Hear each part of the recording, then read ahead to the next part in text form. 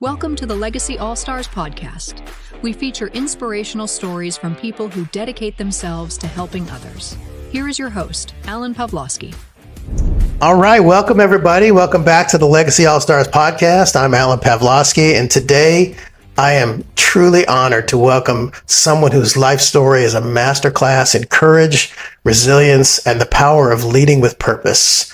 Our guest today made history as one of the first women to fly the Apache attack helicopter in the United States Army. Let that sink in for a minute. In an era where the doors to that world were barely cracked open, she didn't wait for an invitation. She earned her way in, flew the toughest conditions imaginable, and came out on the other side with hard-won wisdom she now shares with leaders and organizations around the world. After her military service, she carried the same relentless spirit into the corporate world, leading at the intersection of business, resilience, and human potential. She is the author of The Grit Factor, a research-backed, story-driven guide for anyone who needs to find the courage to push forward when the path is uncertain. She is also the founder of the Grit Institute, a leadership development platform designed to help executives, rising leaders, and teams build the mindset and the skills to lead with clarity, confidence, and impact. Her work has been featured on The Today Show, in the Financial Times, Forbes, Newsweek, and Harvard Business Review's IdeaCast. She has partnered with the industry giants like Microsoft, IBM, Verizon, and Intuit. Beyond the stages and boardrooms, she is a dedicated community builder, having founded a public library and a local fellowship in her community. Because for Shannon, leadership has never been just about the corner office. It's been about much, much more. Today, we're going to explore what grit really means, how extraordinary leaders develop it, and what it looks like when an organization truly commits to leading with purpose. This is a conversation I know will stay with you long after it ends. I'm pleased to introduce Shannon Huffman Polson. Welcome to the show. Thanks, Alan. It's wonderful to be with you. Thanks so much. Well, I've been dying to get into this conversation. You became one of the first women to fly the Apache helicopter in the U.S. Army. What did that experience teach you about earning your place in spaces that weren't originally designed for you? Yeah, and it's been, it's hard to imagine at this point in 2026 that was something that we had to grapple with within my lifetime. But I graduated college in 1993, and I had been an ROTC cadet at Duke University. I had really enjoyed ROTC, and it was a wonderful opportunity to have the opportunity to serve. And that was something that I had wanted to do, something that I believed in, was serving something bigger than myself. And so the opportunity then to go into the aviation field, and then at that point is right when they lifted the combat exclusion clause for attack helicopters, and suddenly women were allowed to fly everything that was in the inventory as it is today, which is also as it should be. But it's a long road, and it was a long road before I got there, and it's been a long road since as well. And I think along the way, you learn that it's about the good people that you know along the way, for sure, and there's good and bad along those journeys. It's about making sure that you exceed the standard, and when you exceed the standard, there's very little for people to say, even if they continue to try to do it. And it's about realizing that in the process of that, you're making a difference, not just with the mission itself, but also with opening that door to other people so that they can take the same steps if that's what they're called to do. Yeah, I love that as a mantra. Just the idea that making a difference comes at the forefront of your capacity is really, really very impressive. And you don't always know it at the time, right? That's not why I did it. That's not why I went into that field. It's something that you realize a little bit along the way because somebody mentions it here or there. And even at that point, I remember thinking, well, that's not why I'm here to do that. I'm here to do the mission. That's it. And that's the right way to go about it, I think, is to just be there to do the mission and do it the best that it can be done. And it turns out there are things that can make that harder than they need to be, but it's important just to continue to work through it. And I think it's really in retrospect, you realize, with lots of opportunities now to talk to people, that it really does help to be another story that can pave the way for other people. Yeah, absolutely. Yeah. Well, most of us encounter adversity, but you faced it at an extraordinary level. What's the difference between people who develop grit through hardship and those who get consumed by it? What a great question. And no one's ever quite phrased it that way before. I think there's a couple of ways that people can be consumed by it. So I think that's maybe something to start with. And that is both for good and for bad, right? I think there are people that get into doing things just because it requires grit, and that may be working through something for them. I don't think that's ultimately a sustainable operating mode, and nor will it open the door to meaning and purpose in life. It may be something, though, that someone needs to do because of something that they've faced. But I do know that there are people that can get consumed by that, by just the identity of being gritty. And I think that is limited utility after a point. There are also people who can be overcome by it, right? Overcome by the idea that they have to keep pushing through and think that they can't. So those two different ways are ways that people may be consumed by this idea of grit. I think building grit as you go along, there's an overlapping Venn diagram with resilience, right? Grit and resilience are not the same thing, but they are absolutely related and they're absolutely connected. I always like to correct people that grit is not just about getting through, right? It is about that for sure. It's about something bigger than that, though, as well. And that's what we get into in the grit factor is this grit triad, which is a much more holistic way of looking at what grit really can be. But I think as you develop grit through challenge, you realize a few things, one of which is that it's not a sustainable operating mode. So you're not supposed to be figuring out how to be gritty and then doing it all the time. Grit is a tool. It's a way of addressing a challenge. And then it's something that you'll need to be able to rest and do all of those things that take care of yourself so that you can call on it again when it's needed. And that's a pretty important That makes total sense. Yeah. That's beautiful. Yeah. You've spent a great deal of time studying what makes leaders resilient. What did your research reveal that genuinely surprised you? So the grit factor, the book, The Grit Factor, outlines what I call now the grit triad. And the first part of that is what I come back to in every different direction that I end up taking my research. I come back to this same foundation of grit and resilience. And I don't know if this was a surprise necessarily. I was surprised to connect it as directly as it certainly does. And then I'll bring up a second point. So 2 points. That foundation that I come back to again and again is about owning your own story, which requires work, right? It's not just, this is what happened and this is who I am. It's a lot more nuanced and intuitive than that. And I guide people through that work at the Grit Institute and through our courses there. So owning your own story and then connecting to your core purpose. And your core purpose is going deeper than why. We've all heard about starting with why. I like to talk about going deeper than why. And when you can do that work, that foundational piece of the grit triad is the foundation and the base of grit and resilience. So it might seem like this internal work is kind of touchy-feely. It's rock hard stuff, right? It's the real stuff. It's hard work. And it is the internal work we have to do before we can lead others and help them lead themselves.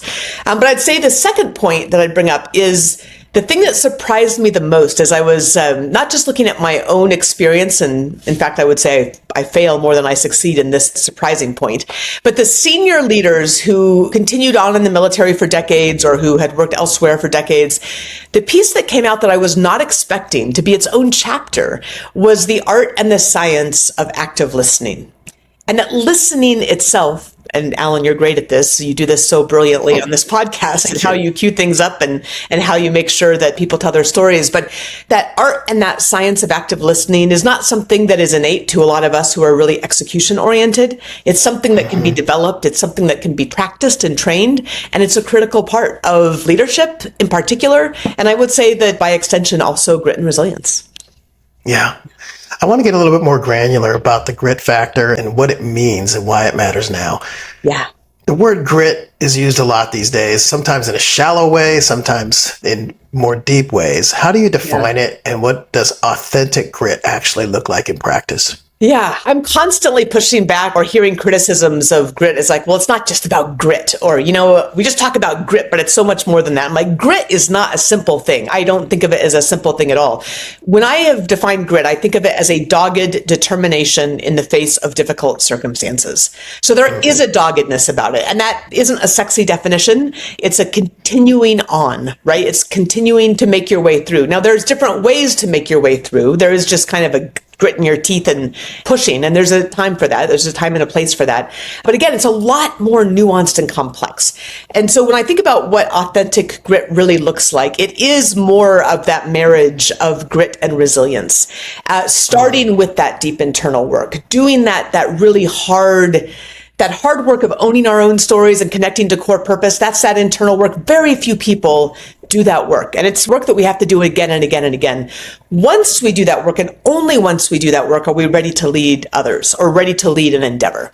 And at that point, we go from the commit phase of the grit factor into the learn phase. And that learn phase of that grit triad, that learn phase is about building your team, knowing that none of us do this alone, that grit is the most effective in community, that you also, if you have a team, that you're there to support your team, that it's about that community that comes together to do the work that is really critically important. None of us are meant to operate in a silo. None of us are meant to be purely individualistic, even though our culture might tell us that.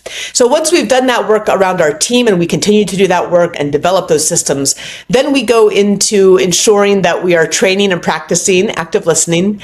And we go into the mindset of grit and resilience. And, in some ways, I have the mindset as the end of that learn vector, but I also have it surrounding the entire grit triad because you really have to approach this with the right mindset. And when I talk about mindset, I think about the growth mindset, yes, the stress mindset also, the mindset of grounded optimism, and then there's also a purpose mindset and a team mindset. So there's multiple dimensions of mindset that are really critical to our success. And then ultimately we get to launch. And launch is about being willing to be audacious enough to be ourselves, which is really hard in certain circumstances, was certainly something I did not feel I could do within the military context. So audacious, you have to also be willing to be adaptable and adaptable to changing circumstances and all of those things. And so those are the types of things where we go commit, learn, and launch, right? That's that much more nuanced approach to this idea of grit and resilience that are really married together to form what is the grit factor. Yeah, wow. That's a mouthful. There's a lot there. And one of the things that resonated with me so much kind of reminded me of, my 30 plus years in sports working with athletes. And in the athletic terms, grit might be described as having some dog in you, right? Where you're just tough enough to get through and to affect the rest of your team members. Yeah. And I think when you talked about grit being more community oriented and bringing the rest of the team with you, that really resonates with me because the teams that typically win championships are the ones that have somebody or multiple people with some dog in them, right? For sure. And, we just all watched the World Cup, right? And that certainly comes out in so many ways. I'm far from an expert on it, but I really enjoyed it. And it really did come out. It was wonderful to see that aspect of the community as a part of it. Absolutely. Your work reaches Fortune 500 companies, executive teams, and rising leaders. What does an organization that's challenging or experiencing challenges and cultivating a grit mindset look like on the inside? Well, that's a great question. That's pretty unique to the company and where it is that the challenges are. And at the same time, the approach that we take is similar regardless of where it is. But what the company looks like will vary. I think the places that I have seen a lot of challenge in particular, it's interesting, the companies that are experiencing huge layoffs, that's a really challenging thing. And that is certainly ubiquitous right now, certainly within the tech industry especially. It's not just the layoffs, it's also the instability, the constant reorganizations that happen within those companies as well that can be super destabilizing. And that's a hard place to have a culture of grit and resilience because you don't have that community aspect in the same way. When you're constantly reorging, if you're laying people off and not taking care of them when you do it, there are ways to do things, of course, but if it's a constant sort of a churn, that becomes an extraordinarily difficult thing. So that's one place. I would say another place and this is maybe even more challenging and people don't think that it would be because, the bottom line is looking really good. But whenever a company acquires another company or merges with another, so mergers and acquisitions, right? Or is experiencing extreme growth in some other way, those are really challenging times for companies. And they're challenging in part because in some ways it comes back again to the team piece, right? Because the culture is different among these different pieces, or it's difficult to grow the culture as well as to grow the organization. And so all of a sudden that team piece of that kind of that foundation of the learn part of the grit triad becomes very difficult because they haven't thought through ways to grow the culture and grow the community along with the company. Or if you're merging, you have two very different ideas and different concepts and different cultures coming together. So those are some of the big places that people really wrestle. And I would say that when that happens, and that's happening everywhere with consolidations and the challenges with the economy, we come back again and again. We come back to that foundational piece, right? What is our story? Well, now we have a new story. How are we going to tell that story? How does that story connect to our past? How does that connect to our future? How does that connect to the mission? What does this really mean for our purpose, and how do we connect our people to that purpose? And so we come back to the same tools. What it looks like inside really depends on, it depends on the industry. It depends on the vertical that they're working in as well. So it really depends on the company. But I do see in both contraction and expansion really significant challenge. And that's a lot of the time the clients that call me in to do a keynote or call me in to do a training or something like that. So that's where we have to really spend some thoughtful and considered and focused time on building back their teams in a way that their teams can come together and make the mission happen. Yeah, it strikes me. You mentioned it. We're living through extraordinary turbulence right now, economic, technological, societal. What separates the leaders and organizations that will come out stronger from those that won't? Well, a lot of the aspects of the grit triad are parts of it, right? So are you grounded? Are you grounded in that commit phase in your story and your purpose? Are you 100% committed to your team? And I would say when people ask me what makes a great leader, I think does three things. Well, they do a lot of things, but three things are non-negotiable. Number one is that their team comes first, right? Not the technology, not the meeting with the boss, not the potential merger and the way that they can prop up their resume. What comes first is taking care of their people, full stop. That's non-negotiable. And I don't think there's a great leader that exists or will exist, no matter what the technology is, by the way, no matter what happens with AI, no matter what happens coming down the road, it is always going to be about people first. Once you take care of your people, they take care of the mission. So that's number one. Number two is communication. And communication is so critically important. And so many of us think that if we send a quick text or an email, that's communicating, but that's not how we work as people. We work like this. We work face to face. We work when we know that people care about us and we care about them, and together we care about the mission. And so communication happens usually much more frequently with a good leader than it does with somebody who is not as strong. You have to say things many more times in many more ways than you think you have to say them. And you have to find ways to ask questions and listen and then respond, right? So there's lots of pieces to that communication riddle that are critical for a strong leader. And then, of course, the last thing, and maybe I should have started with this, is, of course, having that vision, right? Having that vision and bringing people along with them to that vision for the future, even if that vision is uncertain, even if that vision was going to change because of technology or because of changing circumstances. So vision, communication, and team, those are what leaders have always had to have, and this is what they have to have today. There are some basics that aren't changing, and I do worry, and I see this again and again, that people are distracted by the bright, shiny objects, right? And partly sometimes it's their leadership team that's asking them, like, hey, you've got to integrate AI by the end of the quarter. And maybe that's important as well, but you cannot lose sight of those three important attributes of a leader if that's in fact your role and what you've been called to do. Yeah, for sure. Let's talk about how you help leaders, particularly those who have achieved a great deal of success. Mm-hmm. How do you help them reconnect with a deeper sense of purpose when the metrics no longer feel like enough? It's so important, and I'm so glad you're asking that, Alan, because there is a point. I think there's a time when we're young when it's enough to have the adrenaline of what it is that needs to get done, right? If you're like you and you're like me and, you're 29 or you're 35 and someone says, go take that hill, you're going to take that hill and you're going to figure out how to do it. And then there's a point where life becomes more nuanced and complex, and you have a family and you have community and you have other parts of your life, and you start to say, why really am I doing this? And why really am I spending time away from home? And so that is such an important place. And I would say in my life, maybe, and in yours right now, we're at ages where those are the questions that you are asking. And the people that are now in C-suite or partner level roles at very large companies are asking those questions. And with the turnover that we're seeing, it's pretty important that we do this work to say, let's come back down to the commit phase, right? Whether it's a company or an individual, we come back down to that commit phase. How can we recommit? Let's look at our story. How do we understand our story differently now?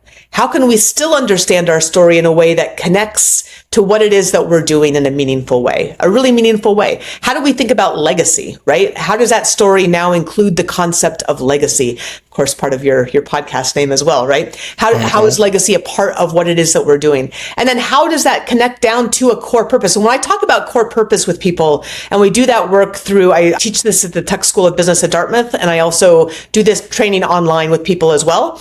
When we get down to talking about core purpose, we're looking at values-based things, right? Values that are going to be individual to every single person. So we have to get down to a level of core purpose that is agnostic of the job and agnostic of the position. And it's only when we do that we can connect to the values that really make us who we are and how we're supposed to show up in and contribute to the world. So that's the deep work that we do in Leading with Purpose, both as part of a short workshop that I do at Leadership and Strategic Impact at the Tuck School at Dartmouth, as well as online with cohorts as well. Wow. Yeah.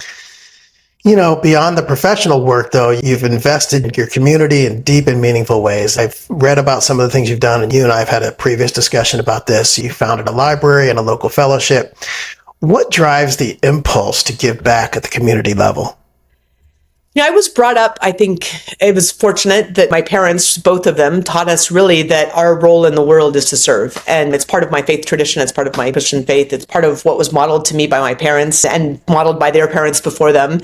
And I remember at times, growing up and making food at our church for people who didn't have enough. And I remember coming home from college and going with my dad to deliver food from the church on Christmas Eve before we went to our own family dinner. And I remember actually at one point when we were delivering food on Christmas Eve, I'm from Anchorage, Alaska, so it's snowy and icy, and we're driving to these, far out places, and several of the places looked like they didn't actually need what we were delivering. And I said to my dad, why are we taking our Christmas Eve and driving out to these places where, maybe it's a bunch of kids in their 20s that are perfectly capable of having their own jobs? And I think I was feeling a little snarky at the time. And my dad said, there was a time that I drove food out to a young woman who was in an apartment that had almost nothing. And she had 3 children in that apartment. It was very clear somebody had walked out on her, and she would not have called unless it was the only thing that she could have done. And he said, if there is one person that we help that is like that needs that help, then all of this is worth it. They really brought us up to understand that our work was to contribute to the world, that's what we're put here to do, is to make the world a better place. And if we are given the privilege of being able to pay our own bills and have a roof over our own heads, and our work is to help people who are struggling with those same things. And so, again, part of my faith tradition, part of my family upbringing, but I do feel very passionately about that. And it's something we're working to instill in our 2 teenagers as well. Yeah. Well, you stole my thunder on the legacy question. No. I want to hear your thoughts on it as well. Well, you and I've had this discussion before, but, you've broken barriers, you've written books, built institutions. What does legacy mean to you personally? And how do you think about building yours with intention, to expand upon what you've already told me? Yeah, I actually just very recently, truly extremely recently, struggling with the idea of legacy and wondering if it's a bit too bombastic, a little bit too presumptuous. I don't know. I think what I would hope is that in the places where I have had a chance to work or to be present, that I've left things better than I found them. And I don't know that I can hope for much more than that. I think I would like to continue to work towards being a better person and being a better mom and being better at the work that I do. I continue to write and, research and write. I continue to do a lot of creative work, continue to work with businesses and companies. And if I can make a difference in the lives of the people that I'm working with and the companies that I'm working with, in the lives of the people around me, in a way that, makes them smile or gives them a little bit of inspiration, I think that's a pretty good legacy. And outside of that, in terms of the work on the library, which was a huge, incredible project in our community, I'm grateful for the chance to have done something that helps to bring community together. So again, going back to those values things, what are our values personally? And then how do we live those into the world? I think as long as it makes the world a better place, I think that's what I'm hoping for. Yeah, and speaking about helping other people find their purpose. You host the Facing the Wind podcast. What kind of conversations are you exploring that feel most urgent to you right now? Yeah, it's interesting. I started out, and we're on a brief pause on that podcast at the moment, but I started out interviewing other leaders that were similar to the leaders that I interviewed for the Grit Factor, which of course is not just my own story, but there's dozens of other leaders in the vanguards of their fields that are part of that book and part of those stories.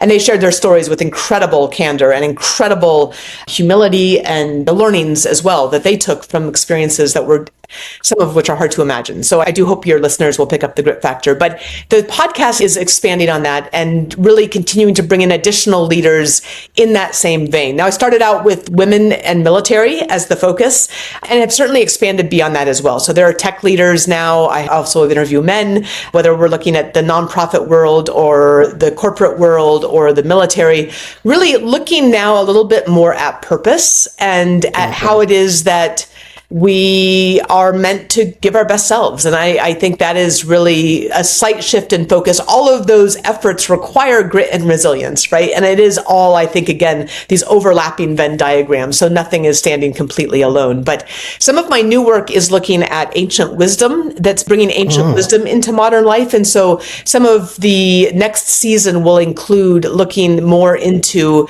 how do we become better people, but better versions of ourselves, the people that we're meant to be, so that we can contribute our best selves with grit and resilience to push through the hard times by drawing on this ancient wisdom. And I think sometimes we're always looking for the new thing. I think we have everything we need, actually, and we just actually need to go back and uncover those things.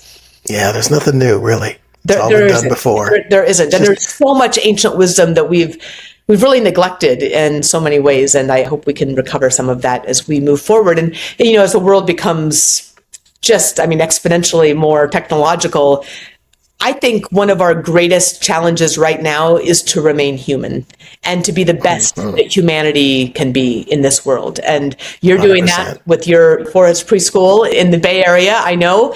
And that's what libraries are about. That's what churches are about. That's what wisdom is about. That's what reading real books is about, and creative endeavors and these kinds of conversations. So how do we stay fully human? And there's a 2nd century thinker named Irenaeus who would say fully alive. Like the glory of God is the human being fully alive. I want us to be fully alive, not to cede any parts of our lives to the tools that we're using. Beautifully stated. Love it.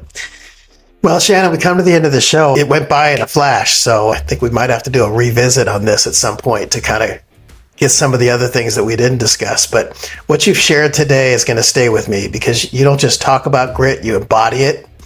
From the cockpit of an Apache to the stages of some of the most influential organizations, your life is proof that leading with purpose isn't just a philosophy, it's a practice built one courageous decision at a time.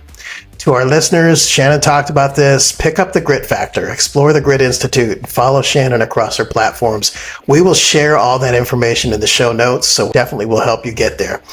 The tools and insights that she shares have the power to generally change the way you lead and the way you live. I'm Alan Pavlosky. This has been another episode of Legacy All-Stars, where we celebrate people who are using their success, their stories, and their service to make the world a better place. See you next week.